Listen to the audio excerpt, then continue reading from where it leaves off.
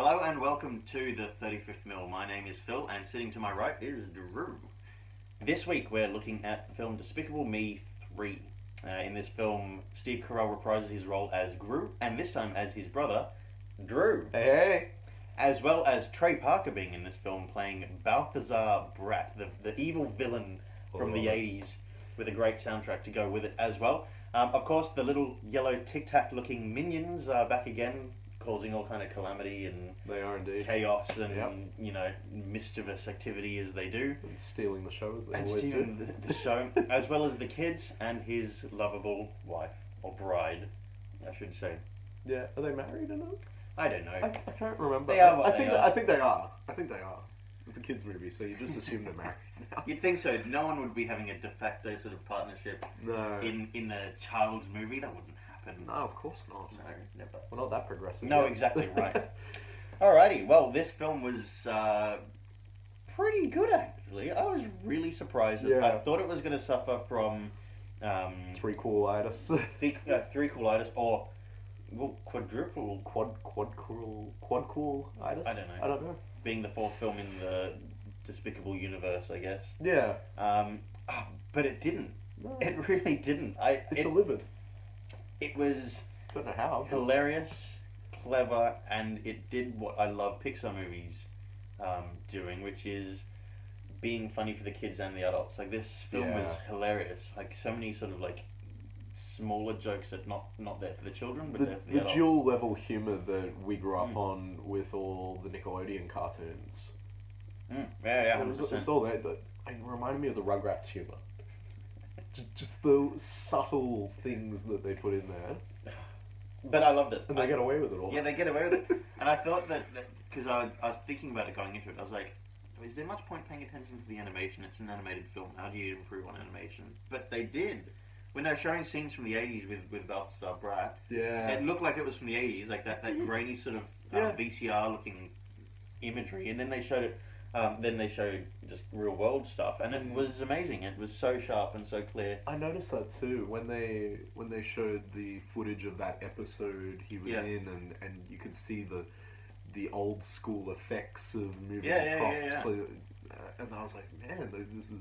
And they even recreated. There's like a action figure of this guy named Balthazar Brat.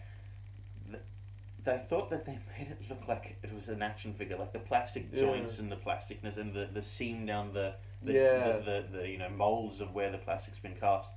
It was there. It looked so real. The attention to detail Yeah. was just astounding.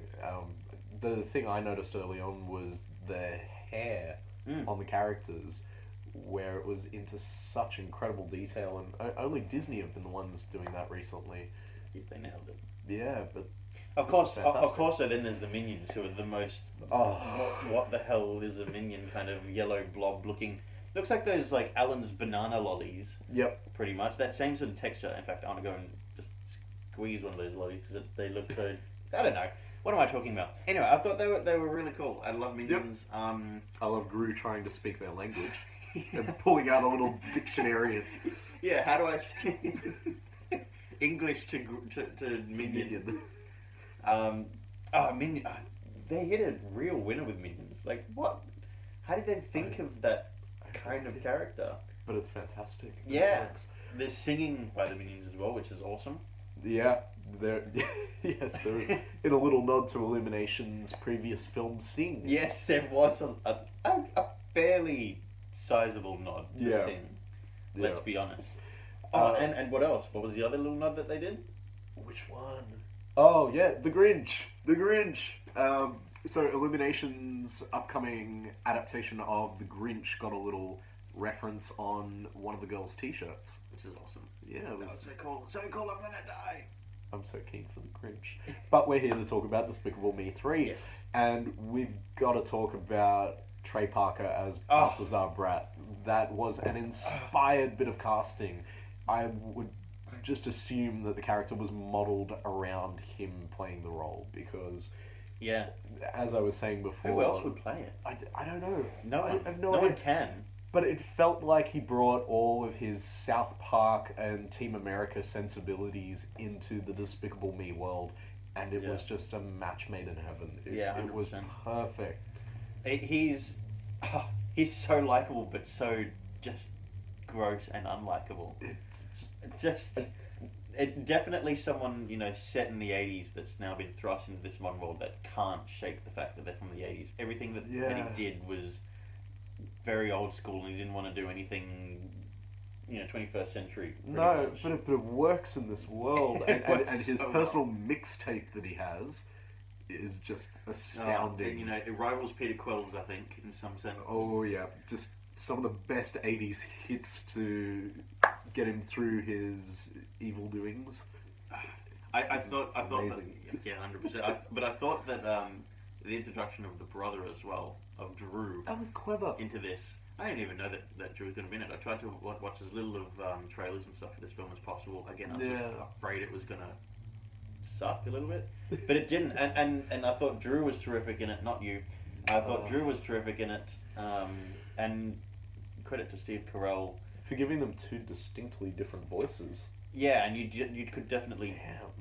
Damn. They felt like different characters. Yeah. Even if they were, maybe trying to be each other at certain times. In the film, you didn't sense that. No. They felt like distinct, different people. Yeah, was very impressive. There was also a very deep, touching message in there. As funny as this movie was, it also took a very serious tone where... What's her name? Kristen Wiig's character? Lucy? Yep. Yep. Is trying to make a connection with the girls Yeah. as their new mother. And it takes a very serious tone with that, and it handles it with a lot of sensitivity. I thought they nailed it. They really did. They really did. nailed the shortcomings and the failure of the attempts, and then they absolutely nailed when she was able to actually do it. Yeah. She almost felt like it did feel like we're watching their mother on screen. At Yeah. that point when she got it, which is awesome. I thought that was really, really good. Like that, they handled that so well, and they handled the idea of I'm new to this world of being a mother. How do I do it? But even Gru, even he's become, very father-like. The characters have evolved. If you look at them in the first two movies and then you look at them now, they have changed, and we as the audience are going to appreciate that, because if they don't grow and develop, then we're going to get bored. Yeah. And we're not going to watch them anymore. Yeah. But having said that again, though, for the fourth film in this world, Surprisingly original. yeah, but and really enjoyable. As Yeah. enjoyable as the other ones. I didn't like this one any less than any of the other films. No. Again, lots of people didn't like Minions. I liked it. still I didn't watched it. think I would have liked it, but I did. Yeah. But yeah, I really enjoyed this film. I really like it. I think that this one has a lot of rewatchability to me. It does. Personally. It does, definitely. I'd love to go and watch all of them in like one go. Might have to do a day of that. Yeah, I think so. That sort of humour, that sort of world. Yeah. But enough of that. Let's get to our scores, our technical rating and our personal rating. You're up. Yeah, personal rating, I'll give it an 8. I'll give it an 8 because it was still in the same world that they produced, so it wasn't massively different. It wasn't, I didn't think it was massively, groundbreaking, I guess. But I did really enjoy it. I thought the characters were great. Trey Parker was awesome. Just his character, he's such a good voice actor as well. Yeah. Just sounds very snooty in this and like arrogant, and I loved it. But yeah, I loved it for that reason. I also thought that I was pretty surprised that it hadn't failed as a sequel, the third sequel. Yeah, so I loved it for that reason. Technical level, a 7. I think it also falls into that same category as a lot of films where it's awesome and it's good, but it's not, the most original. Yep. I mean, this is the fourth film in this world. Yep. I thought that they kept it fresh, which was really nice and surprising. It's hard to do. Very hard to do, and they did a great job of it. Yeah, it deserves a 7. It deserves its place in that kind of Goldilocks window. Yep. Technical aspect of it, I go 7.5, and that's purely because of the fact that while it's not groundbreaking per se for 99% of it. The advances with the hair and the those shots with the toys and that was something new that I hadn't seen done. I know we've all watched Toy Story, but this felt distinctly different. Yeah, and that's it. That was a technical achievement that I've not seen before. So the fact that I could be shown something new, especially for a fourth film in a franchise, that's saying something. Personal, I'm gonna join you and give it an 8. Rewatchability is very high up there. Absolutely loved it. The fact that these movies just keep being original is just astounding. I loved it. Anyway, that brings us to the end of this review.